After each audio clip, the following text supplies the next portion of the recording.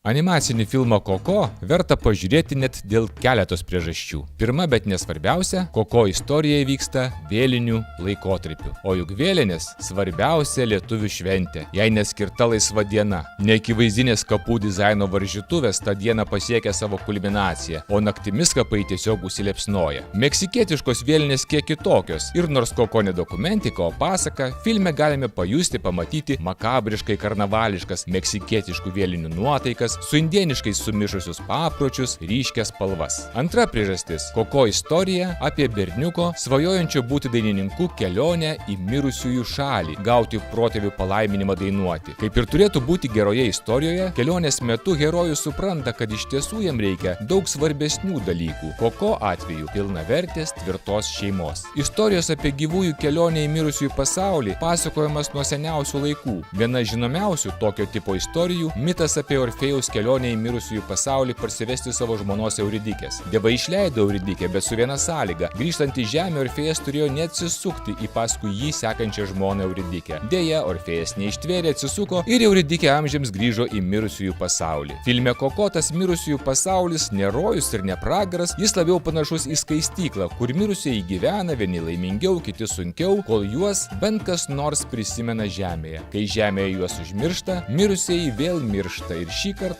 jau iškeliauja į tikrąją nebūtį. Trečia priežastis – filmo tema skaudi ir itin aktuali masinių skyrybų amžiuje. Visa filmo esmė atsispindi šeimos nuotraukoje, kurioje mama, tėtis ir dukrelė. Nuotraukos vienas kampas nuplėštas kartu su tėčio galva. Istorijai vystantis supranti, kartu su herojumi lauki vienintelio, kad nuotrauka vėl būtų sveika, kad joje ir tėtis būtų su galva. Ketvirta priežastis – istorija suformuota psichologiškai jautriai, saugant jauną žiūrovą, vengiant per daug tiesmukai užgauti jo dvasinės žaizdas. Filme herojus turi ir mamą, ir tėtį, ir ieško jis proprosenelio. Tačiau berniuko tėvai labai neryškus veikėjai. Berniuko gyvenimą įtakoja ir reguliuoja jo griežta ir pikta teta, aiškus pamotės tipažas. Šeimą palikęs tėvas, bet kuriam vaikui nesuprantamas. Tačioje pasakoje, kaip ir kitose tokiu atveju, tėvas keliamas į du veikėjus – tuščiagarbį blogąjį tėvą ir gerąjį tėvą. Ir jei herojus pradeda kelionę vaikydamas iš šlovės, populiarumo, žavėdamasis įžymiuoju proproseneliu, po kaukę neižvelgdamas jo tikrosios esmės, tai istorijos eigoje atsigręžia į daug gilesnės vertybės – nuoširdumą, meilę, ištikimybę, talentą. Taip jis randa tikrąjį dvasinį tėvą, ne dėl savo beširdiškumo palikusi šeimą, o dėl to, kad buvo klastingai nužudytas netalentingo niekšo.